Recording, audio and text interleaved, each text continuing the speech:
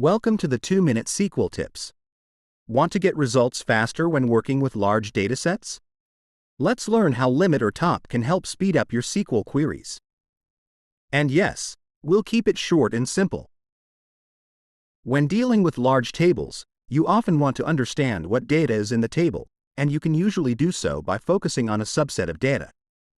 Fetching only a few rows has major benefits.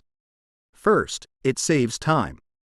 With limit or top, the database engine stops processing as soon as it retrieves the specified number of rows. No need to scan the entire table. Second, it reduces the amount of data sent over the network. This is especially important when working with large tables or remote databases, helping you avoid delays. And finally, it helps you focus on what's important, like testing queries or exploring just the top results.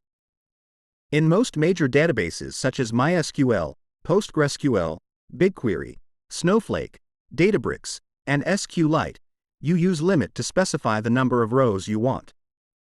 This query fetches only the first 5 rows of the orders table. In SQL Server and Sybase, you use top instead of limit. This works the same way, fetching just the top 5 rows. You can also combine limit or top with order by to fetch the most recent or highest values. For example, this query retrieves the 5 orders with the highest sales amount by sorting in descending order. Thanks for watching. If you found this helpful, give it a thumbs up and subscribe for more 2-minute SQL tips. See you next time.